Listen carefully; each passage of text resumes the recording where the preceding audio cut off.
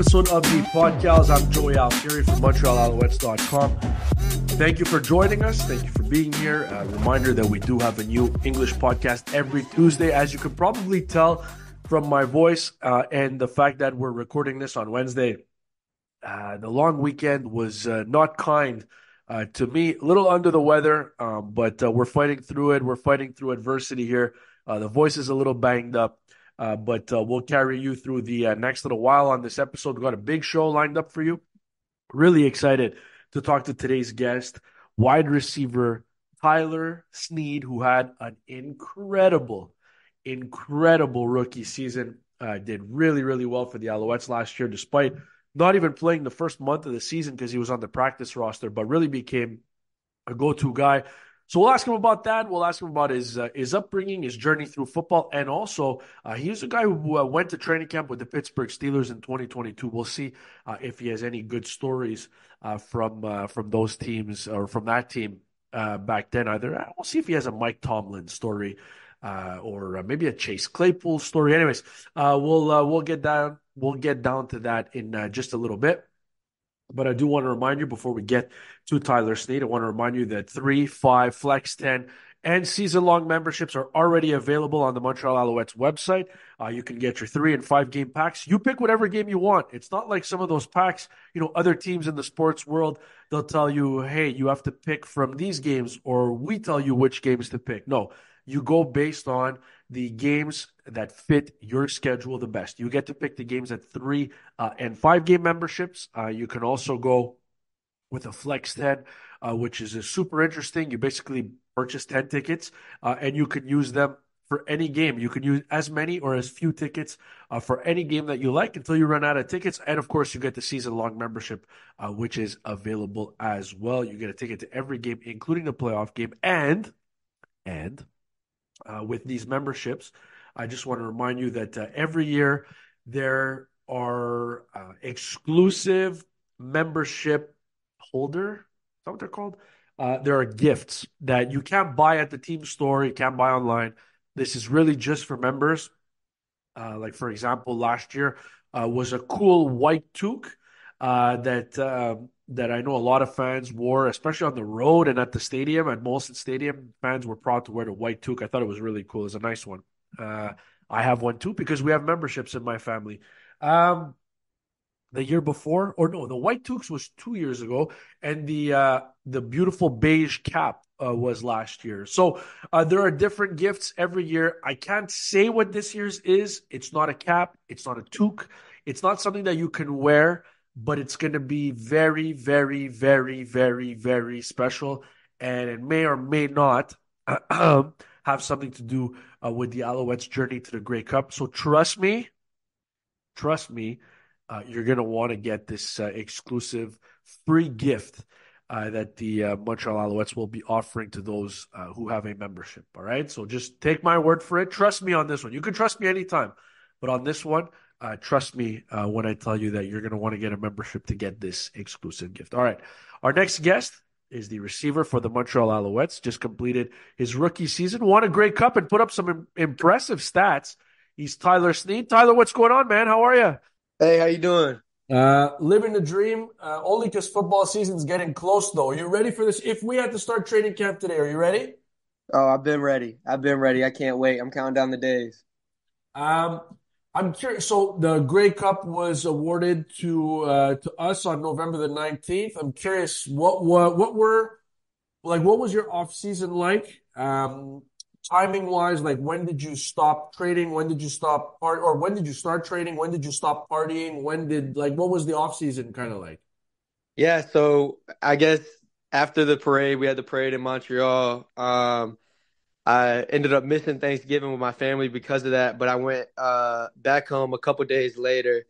And my family had some leftover food and stuff, so I kind of was eating that, and I guess I kind of hung around for like a week without doing anything, just try to let my body recover. And then I started feeling lazy and whatnot. So I guess a week after that is when I started back up training. I couldn't sit still. And so I guess I've been training since end of November, beginning of December. So do you spend your entire off season in North Carolina? Do you run around a little bit? Were you like what kind of traveling did you do or Yeah, I didn't travel. The only place I went is like last week I traveled down to Tampa, and it was me, Shedler Fervius, and JJ Letcher, and we all went and visited Austin Mack, and we got a couple days of training in, and it was good seeing him, getting to visit right before he goes into his OTAs with Atlanta now. But that's the only place I really traveled. Other than that, I've just been training back home in North Carolina. I'm curious what that was like. I saw there was some Instagram posts of you guys all working out and stuff like that. Oh yeah. What was that experience like? Did you guys have time to kind of unwind, or was it all business all the time? Nah, we I mean, when it's business and we knew that. So when it was time to train, we trained and it was good. It was good stuff. We all had a great time and it was tough training and we got through it. So I think everybody came out and we're more ready to go. But the last day, after we got done training, it was a hard day and we kind of went to the beach and cooled off and had some downtime with everybody and that was a fun time. Just getting to hang out with everybody and be there. Who's faster, you or Letcher? He would say him, but I don't know. I've been working on my speed, this off season, so I guess we'd have to set up a race. But last year I would say him for sure. Last time you ran the 40 was when? Like, did you clock yourself this year running the 40? Nah, that last time I ran a 40, I think was at I guess my pro day. I don't like running the 40, but I haven't ran it since then. But I mean I've been working on my speed and my top end and I guess the technique of just running because I never really ran track, so I didn't know the proper form and stuff. So that's what I've been working on kind of this off season and just being able to hold top speed for longer periods of time. So But you're definitely faster than Mac and Furvius, right? no comment, man. No comment. Uh, All right.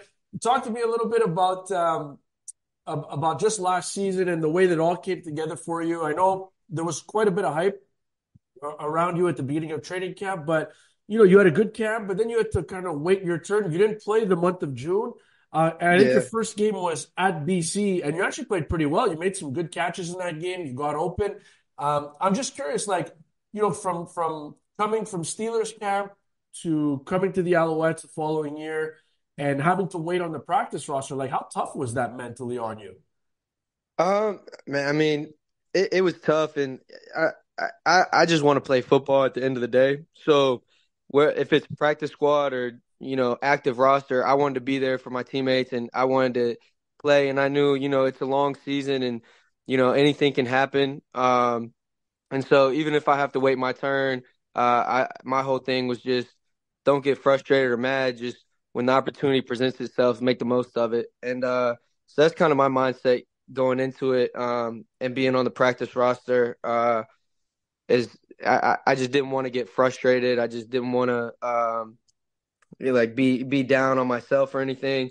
I just wanted to play football, go in there every day and show what I could do, and then whenever an opportunity came, make the most of it. So that was kind of just my mindset going into camp, and then after camp on the practice roster going into the season in that month of June. So I know that one person, it's tough to replace Austin Mack. I think the thing about you guys at receiver right now is I just see a lot of young guys that have like room to grow, like yourself, Keon, Tyson, like Yes, that sir. entire group. I feel like that's how you potentially replace an Austin Mack. It's just there's yes, new guys are going to come in and new guys are going to get their targets and Cole as well, but is it going to be a committee thing, you think? Is it going to be like you get a little more work and Philpott gets a little more work and Keon stays healthy and gets more work? Like, is that the way this kind of works? I mean, I don't know. We'll have to go into camp and see what happens, but I know all of us can take a little more workload and I mean all of us are we got a very talented room, like you said, a young room. And I think anybody can step up into that role. And I think if all of us if it is the committee thing, which would be great, then it would be hard to game plan against us, especially we got 4 of the 5 returning starters. And I know we added some people as well. So I'm excited to see what this year holds, especially just because I mean we all kind of came together as a group, especially towards the end of the season. And I mean, obviously we ended it off right. So I'm excited heading into this new year, see what all of us can do. I know all of us have been working, so I'm ready for camp and to see what everybody brings to the table. Toughest part of your first CFL season was what? Toughest part? Yeah. Ooh. um, I guess when I first came in, I thought the waggle was going to be the toughest, but Yeah. then those 2-a-days and however, like you get so many reps during camp practices, you kind of had no choice but to adjust to it and get used to it.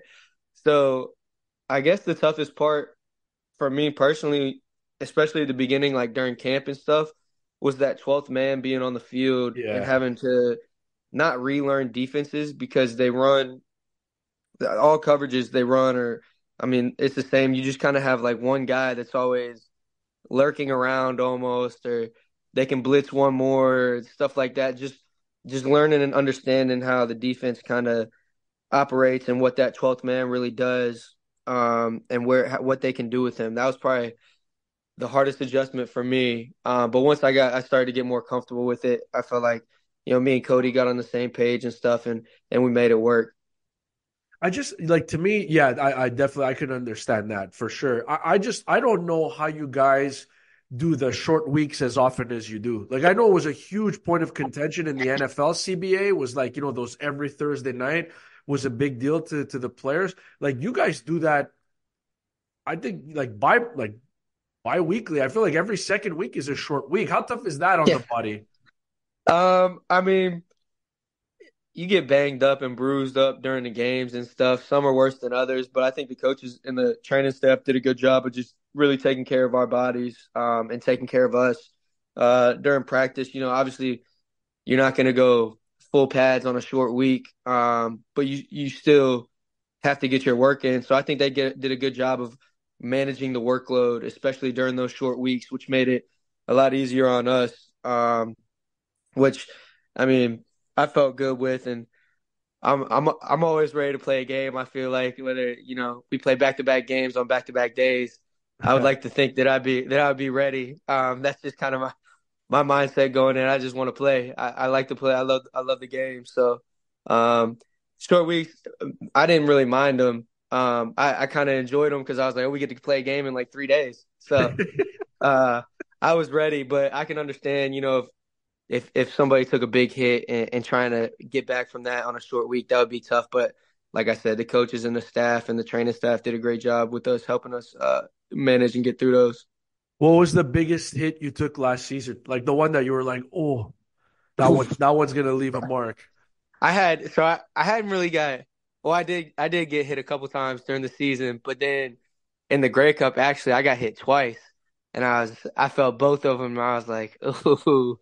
Um, One of them was on I think a curl, and I tried to spin Yeah. around, and he hit me right as I spun, and I felt that one. And then another one, most people probably didn't even see, but I was in the backfield for one play, and I think Jeff Coat for Winnipeg came, and Cody faked the handoff to me, and Jeff Coat took me out, and he hit me pretty good, and he's a big dude, so I definitely felt that one. But no, I mean, my dad always just said rub some dirt on it, so you got to get up and keep playing.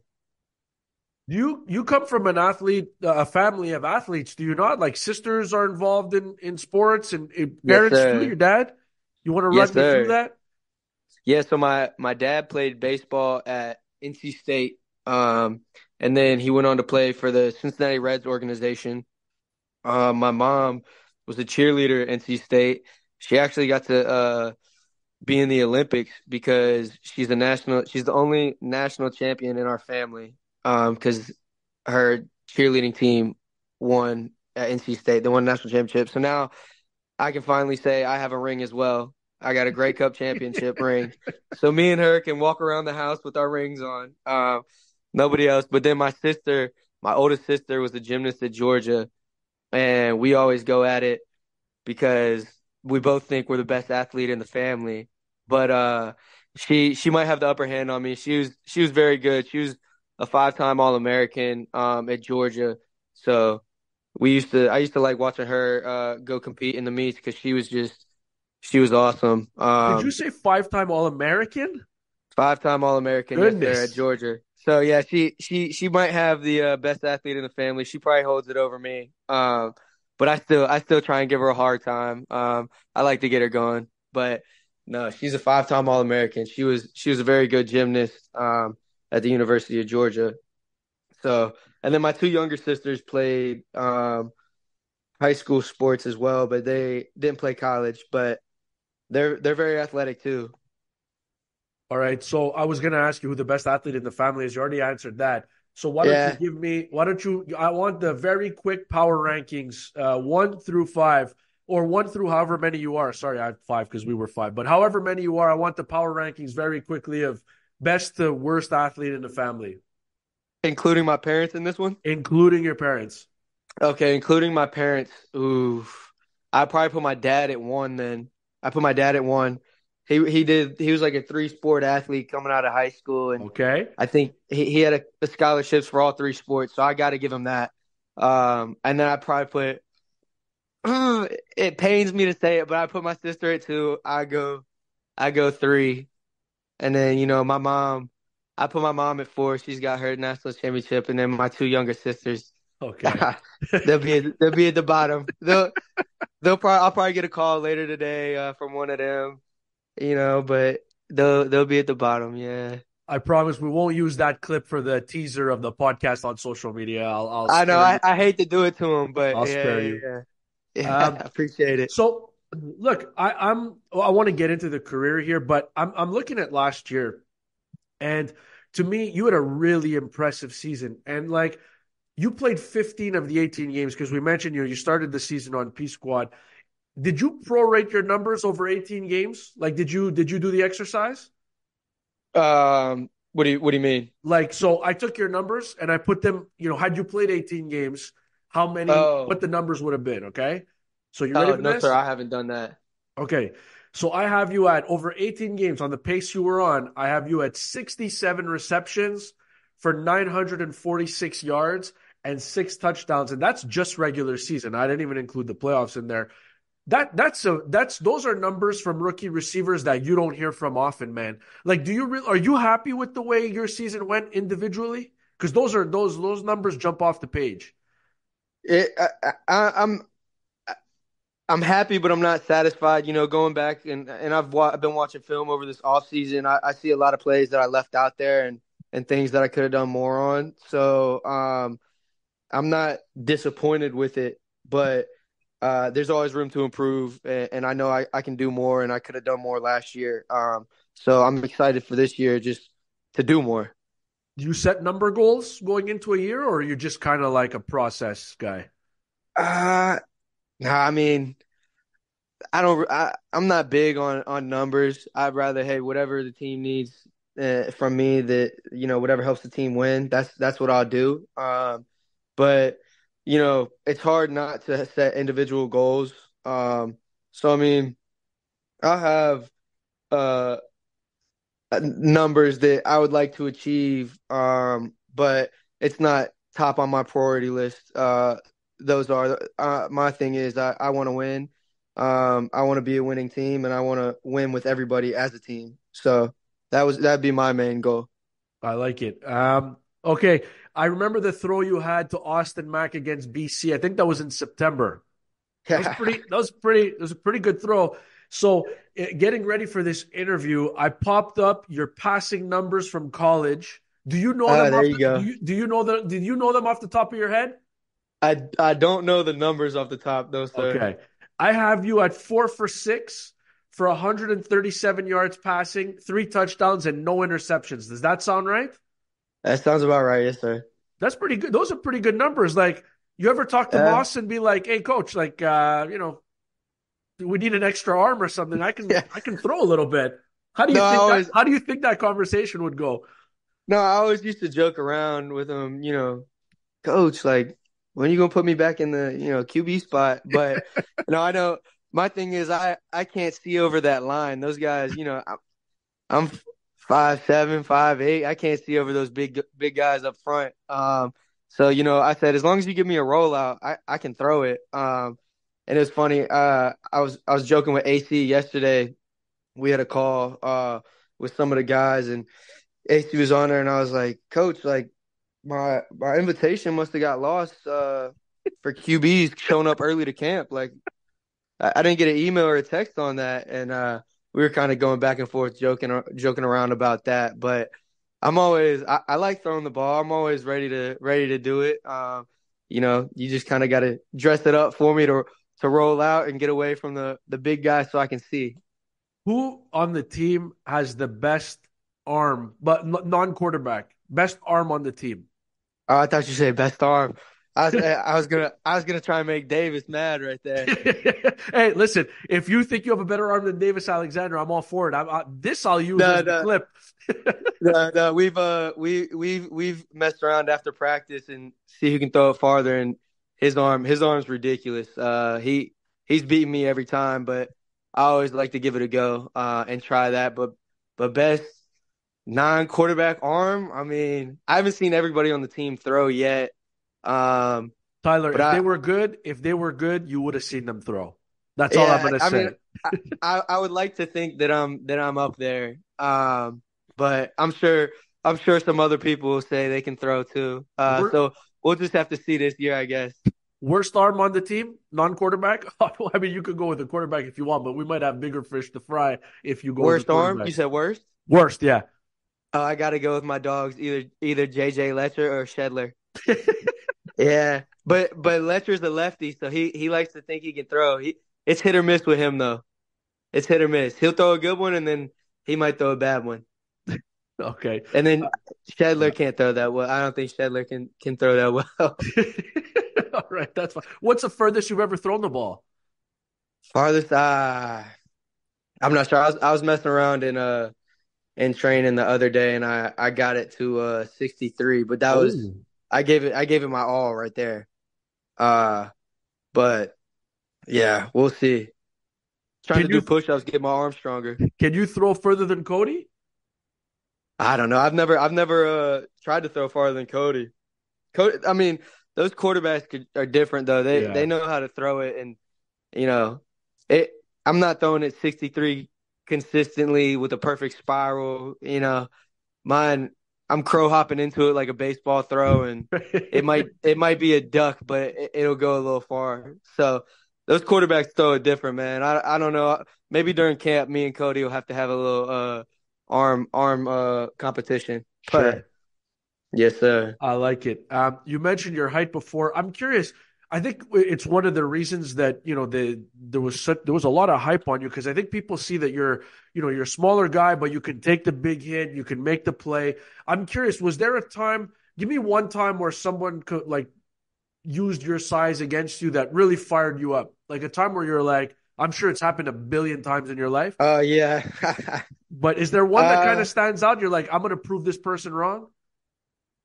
um, I mean, I guess like coming out of high school, trying to get a scholarship was really frustrating for me, just because you can go to these football camps from all these different schools, and I was doing very well at them, and sometimes I would even be what I felt like one of the best receivers at the camp, and these coaches would overlook me, and then they would tell me after or before just off look test, like, oh, you're too small, like you won't be able to play at this level, like stuff like that. And then so it just kind of, you know, added to the boulder on the shoulder, that I like to call it. And so just going to every camp, me and my dad, I remember going into my senior year, we made a schedule of every camp we were gonna hit that was kind of local or that we could drive to. So like North Carolina, all the schools here, Virginia, we went to a couple schools, and then South Carolina, we went to a couple. And it was kind of like the same repetitive thing that you were hearing, and that really lit a fire under me, especially going into my senior year of high school. And so I just wanted to prove everybody wrong and show them I could do it. And then even going into college, your first year when you get there, everybody everybody in college is basically the best at their high school. And so you're getting all these dudes that are, freak athletes, and then you look over at me and you think I'm a water boy. So that's just kind of how it's kind of how it's been, and I know that and I understand it just because I've been through it so many times now. So I don't really even take offense to it anymore. Where I would get mad, I'm just more so like, well, that's fine. I can show you, and Yeah. I'll show you. So, um, yeah, I guess there wasn't really one person. It was kind of that whole summer in general. I guess that's when it really started for me. Yeah. Yeah. No, that's hey man, I'm just telling you, like the way you play, you don't play 5'7". I'll say that. You I definitely, appreciate it. I appreciate man, it. you're a dog out there. Yes, So sir. I had Eric Delorier on the podcast a couple of weeks ago, and I'll mention this to you just because it's a Pittsburgh Steelers anecdote. But so Delorier told me that on NFL draft night, the Pittsburgh Steelers called him in the seventh round and said, "Hey, we're about to make you our seventh round pick." And then a couple seconds later, he's watching TV and they drafted somebody else. He eventually signed with the Steelers, and you signed with the Steelers undrafted in 2022. I'm just curious. Do you have a what was your draft day experience like not being selected, and how quickly did the Steelers deal materialize? Yeah, so mine was kind of crazy. So I didn't get drafted, obviously, and talking to my agent and stuff at the time, he was making it sound like we were expecting some calls from some teams, either beginning of seventh round to get a free agent deal, or after the draft had ended to get a free agent deal, and no calls came my way, so I received no calls. So I was really down and kind of heard about it um, for a couple days, and then a couple weeks had passed, and I still hadn't heard anything. And then right before rookie minicamp came around, they gave me a call and they said, "Hey, do you want to participate in rookie minicamp?" And so I was like, "Oh yeah." And so rookie minicamp is it's not, you didn't sign as an undrafted free agent. You just go to rookie minicamp as really like a body. So they got like 55 guys, I think, there, so they can run through practices. And some of the guys are undrafted free agent, but majority are rookie mini camp, and they're there for a weekend and then they'll go back home. And so the whole reason that I got signed as an undrafted free agent is because I ended up doing very well at the rookie mini camp. Made a couple big plays, and then that last day, I did well, and after the practice, they kind of called me up and they're like, "Hey, we want you to sign with us as an undrafted free agent." And so that's how I ended up getting Wow. there and being put in that situation. So yes, sir. That's wild. I mean, I think that's when I think Tyler Snead, I think that's what I think of the work ethic and just, proving to people right. I mean, that's good on you, man, because they bring in a lot of those guys are just bodies, like they're just camp bodies, like you said. So to actually Yeah, stand out to that point, I mean, you must have had an outstanding camp. yeah. I mean, I did pretty well. Yes, sir. You had a pretty quality wide receiver room when you were there. I mean, you guys had Deontay Johnson, right? George Pickens was there. Yes, Uh, sir. Claypool was there. What was it like being around those guys? You have any good stories from those guys?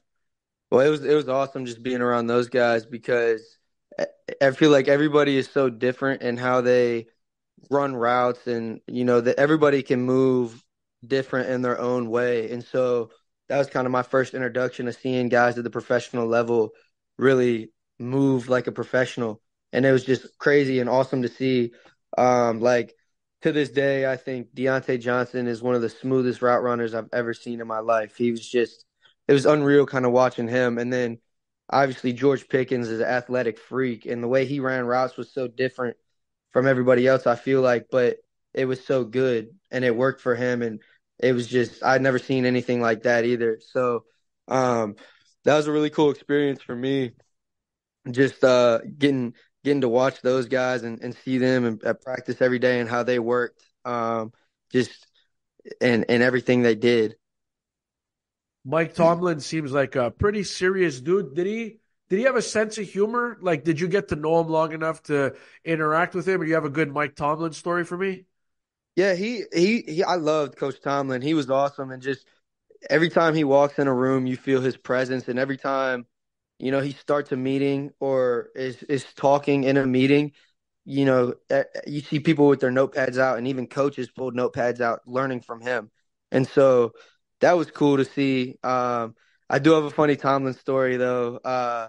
His daughter's committed to Georgia for gymnastics, and like I mentioned before, my sister did gymnastics at Georgia a couple years ago, and so my sister's been commentating for ESPN and working with them. And so I think last month, her and my mom went to a Georgia Auburn meet, I want to say, in Georgia. And my sister was there working for ESPN. And my mom went to tag along with her because they both love UGA. And Tomlin's daughter, that was her, I guess, official visit to the school. So she was on a visit to watch the gym dogs compete. And it's funny, he was in there early, early before everybody else. My mom, I don't think she had a ticket, and this can summarize my mom up for you. She knows her way around Georgia, so she was trying to get in through a back tunnel early before they started, letting everybody in. And like I said, she didn't have a ticket. Somehow she talked to the security guard. They escorted her all the way into the Coliseum. So she's in there, and she said she got in there so early that it was only her and a couple other people sitting kind of across the way.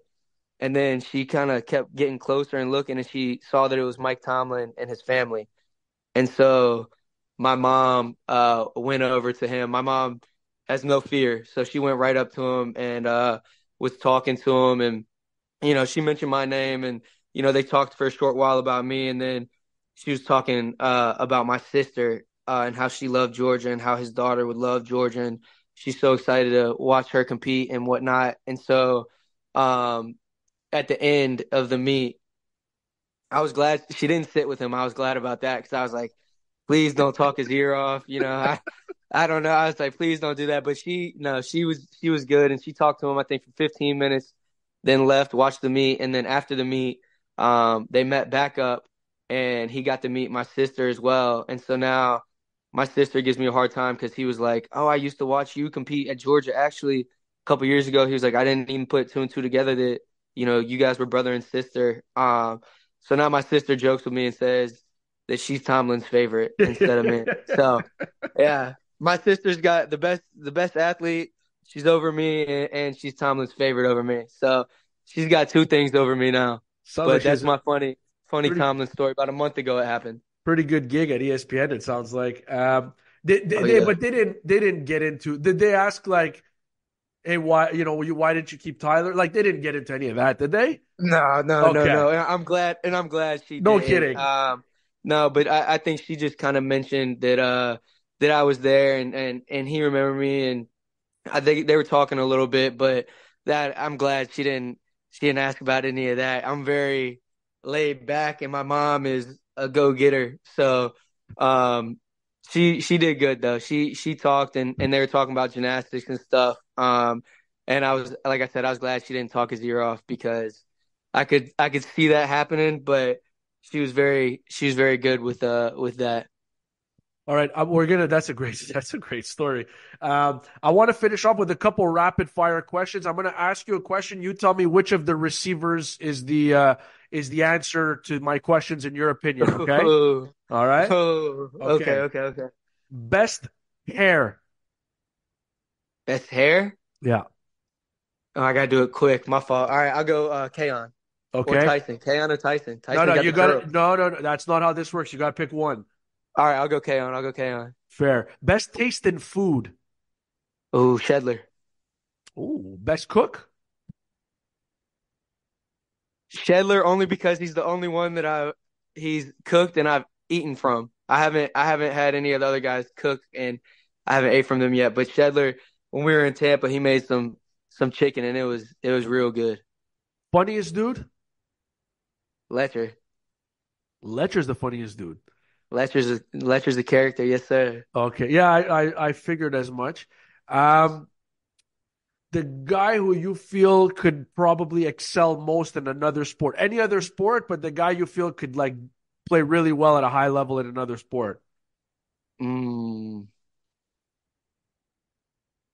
Supposed to be rapid fire. I'm sorry. No, you're good. You're good. I'm throwing this on you. I don't like to prep the guest beforehand, so you can take your time. It's fine. We can fix this all in editing. I go Cole. Cole's athletic. He's like an athletic freak. I'll go Cole. I feel like he could do another sport, no problem. And if you were starting a basketball team with your wide receiver teammates, which ones would you pick, and where would you slot them? Starting five. Sure. Okay. Kevin Kaya. He would be mad if I didn't mention his name. Okay. But he says he can hoop. So He I gotta says see he it. can hoop. Shoot. Okay. He can shoot on that mini goal we have in the locker room. He's knocked down. He can shoot real well on that. Okay. I go Kaon. I go Tyson. Oh, that's three. You're running out of spots. You're gonna put yourself on there? I gotta put myself on there. Okay. Yes, So sir. you Yeah, got yeah. one spot left. One spot left.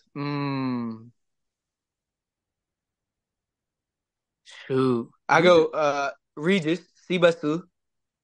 Okay. If you count him receiver, yeah. Sure. He can play ball too. He can play. So the best athlete on the team, you the best athlete receiver you just said was Speaker, and you don't have a spot for him in your five?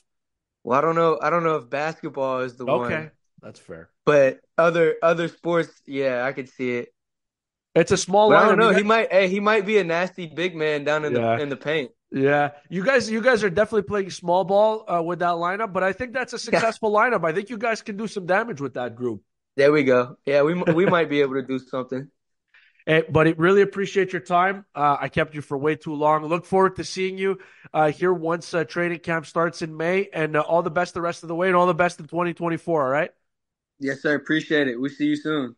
Thanks again to Tyler Snead, and thanks to you who put up with this nasally congested voice over the course of this podcast. Really interesting stuff from Tyler Snead, and we'll be back. Football's coming up close, and we're gonna do this every week, every Tuesday.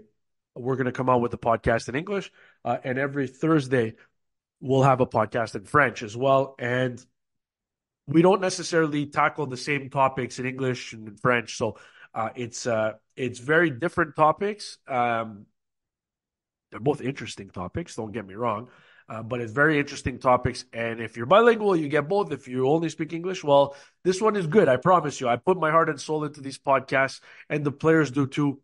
They take time from their busy off seasons to join me to entertain you, so that you get to learn a little bit more about them. So thank you, everybody, for joining us. Please subscribe to the podcast. Leave us a positive rating. Leave us a comment. We always appreciate that. It really boosts things for us on the analytics side. So we really appreciate that. Thank you for joining us, and we'll be back next week.